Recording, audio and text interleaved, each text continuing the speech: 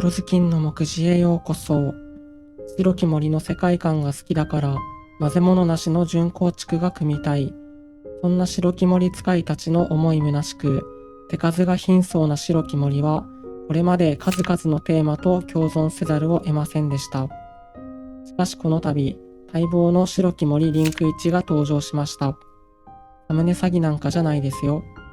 これにより、リゼットはコスト1枚でアステーリア同等の展開力を持つ初動剣貫通札に、展開力こそ劣りますが、シルビーはノーコストで最低限の妨害を作れるようになりました。また、これから白き森を触るよという人へ向けて、必要な情報をすべて網羅した白き森の教科書を開きました。白き森を一から覚えるにあたって、非常に充実した内容に仕上がっているだけでなく、白き森がより楽しくなる一冊となっています。ぜひ覗いてみてね。目次です。4章立てにてお送りします。タイムテーブルは動画説明欄から。チャンネル登録、高評価よろしくお願いします。第1章青岩の出張。青岩出張自体は至ってシンプルで、白き森モンスター1体をレベル8と魔法罠コスト2枚分に変換できるというもの。リンク1の青き目の精霊は、レベル4以下のドラゴン族、魔法使い族モンスター1体でリンク召喚可能で、リンク召喚時に光の霊道をサーチする効果があります。光の霊道からはデッキの通常モンスターを墓地へ送ることができます。この効果でブルーアイズホワイトドラゴンを落とし、青き目の精霊のもう一つの効果で自身をリリースすることで墓地へ送ったブルーアイズを蘇生します。場に光の霊道が残りますので、これをコストにアステーリャやリゼットで展開していきます。光の霊道は墓地から除外することで、デッキから滅びのバーストストリームをサーチすることができるため、実質2枚分の魔法罠コストとして機能します。また、滅びのバーストストリームは、場にブルーアイズがいるとき、相手の場のモンスターをすべて破壊することができ、盤面処理能力の低い白き森的にはなかなかに嬉しいです。青岩出張の概要はたったこれだけです。この動きを白き森に組み込むことで、リゼットやシルビーからでも展開できるようになりました。実際の展開を見ていきましょう。第2章展開の紹介。まずはリゼット書道の展開。白き森はアステーリャに触れていないと、スチューナーが不足する都合展開が伸びず、これまでのリゼット書道ではそのアステーリャ展開をするために2枚もの魔法罠コストが要求されたため、現実的ではありませんでした。しかし青き目の精霊を経由することで、魔法罠コスト1枚でアステーリャ展開ができるようになり、彼女の貫通札としての役割も鑑みると、優先度の高さはアステーリャ以上です。アステーリャをサーチしつつリゼットを場に展開したら、青き目の精霊をリンク召喚して光の霊道をサーチ。霊道の効果でブルーアイズホワイトドラゴンを墓地へ送り、精霊をリリースして蘇生します。準備が整いましたのでアステーリャで展開しましょう。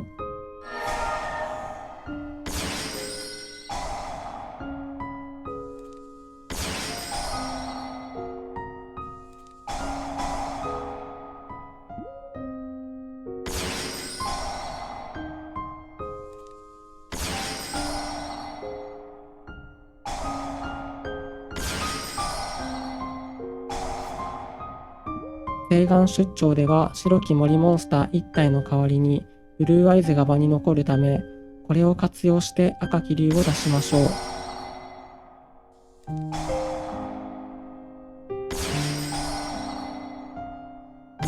シンクロランブルを温存しつつ、先ほど出したクリスタルウィングを使って再度赤き竜をシンクロ召喚。ランブルは墓地のドラゴン族シンクロを蘇生することもできるため、この効果でクリスタルウィングを呼び戻します。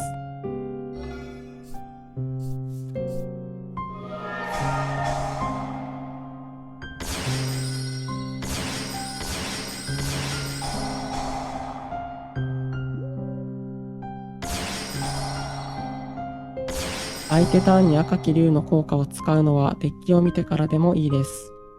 候補は2体目のクリスタルウィングか、ヨーマディアベルを経由したバロネスを対象に出せるクリスタルクリアウィングやブラッドローズあたりでしょうか。強い12シンクロが来ればコズミックブレイザーを出してもよし。最終盤面はクリスタルウィングバロネス、クリスタルクリアウィング、災いなりの計4妨害プラスワンドロー。アステーリャ初動の場合も同様の盤面でリゼットを展開するタイミングがヨーマディアベルを出した後になるだけです。次にシルビー初動の展開です。シルビー初動だとアステーリャを盤面に出力できないため展開は伸びないですが、唯一の1枚初動で最低限の盤面を形成してくれます。言い伝えからあらかじめリゼットにアクセスしておき、誓願展開で確保した魔法罠をコストに彼女を展開していきます。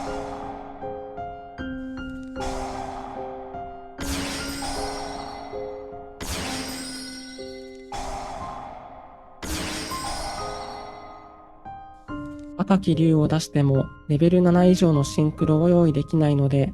ルシエラから災いなりをサーチしてマスカレーなエンドです。最終盤面はマスカレーナ災いなりの計3妨害。ルシエラから悪魔やベーラーを持ってこなければ無効系妨害を構えられないのがネックです。余談ですが、ルシエラからドラグマの鉄槌テオをサーチすればバロネスプラス赤き竜でクリスタルクリアウィングを出すことができます。第3章構築の紹介。リゼットが初動兼貫通札となり、ほぼ準構築で十分戦えるようになりましたが、展開にアステーリャが絡まないシルビー、アステーリャをサーチできるときには召喚権を使った後の言い伝えがいまいちで、展開力には依然として不安が残ります。まず言い伝えですが、メインの白き森が増えない限りは自己札になりかねないので、脳死で詰めるカードでないのは変わらずです。召喚権を残しながら言い伝えの発動条件を満たしつつ、かつ言い伝えをコストにドローもできる相性抜群のマジシャンズソウルズの採用も検討しましたが、ソウルズ自体が単体からは何も生まれない組み合わせカードですし、アステーリャが止められたらそれすら無意味です。純白き森程度の展開が今の誘発環境でまかり通るはずもないため、今回の構築の方針としても、組み合わせ初動で無理に展開を通すことは諦めて、J やフワロスで止まれることを意識した次第です。ただ言い伝え自体は強力なカードで、主要サーチ先であるリゼットが強化されたこともあり、白き森と引きかぶってさえいれば優秀な貫通札ですし、誘発を打たれた際に21交換にしないための大事なコストです。続いてシルビーですが、展開でもお話しした通り、1枚からだと相変わらず無効系妨害を構えられないのがネックです。悪魔やベーラーが心もとなければ、ドラグマの鉄槌テオを採用するか、もしくは誓願展開をせずにコスト覚悟でアムリターラバロネスに行くのもありかもしれません。次章でお話ししますが、12シンクロが出るのであれば、結局センチュリオンが丸いという話もあります。誓願も組み込むとなると、ノイズがすごいことになりそうですが、他は特段触れる必要のなさそうないつもの白き森ですが、明らかに異彩を放っているクロスローズドラゴンは、青き目の精霊のウララやドミナスパージをケアしてくれる地味に大事なカードです。実は青き目の精霊には制約があり、場にいることで自分はドラゴン族モンスター以外 SS できなくなってしまいます。ベーラーや無限をもらう分にはその制約ごと書き消されるので問題ないのですが、光の霊道にタッチできないと自身をバカラどかす手段がなくなります。しかしクロスローズを採用することで、アステーリャ初動であればこの問題を解決してくれます。現状この問題を解決できる唯一のドラゴン族リンク2です。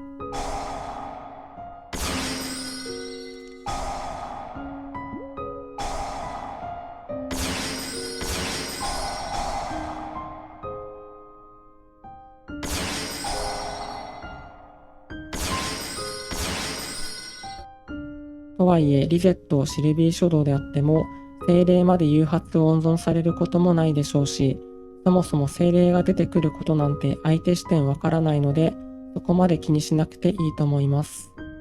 マッチ戦では少し意識してプレイングしましょう。第4章展開の紹介。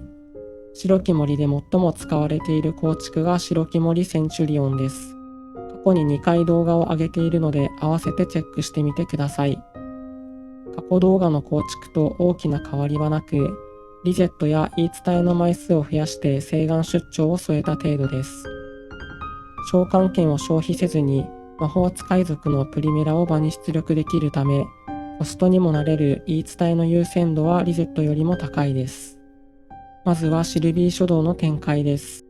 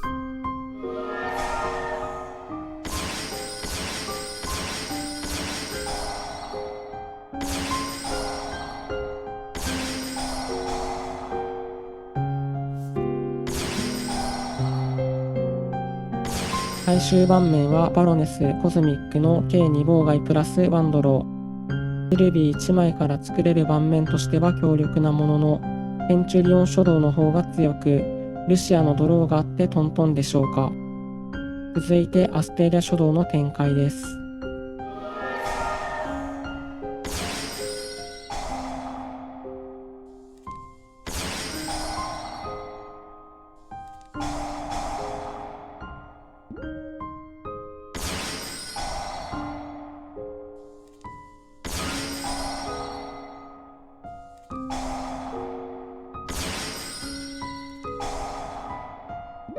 バロネスで蓋をしてから請願展開ができます。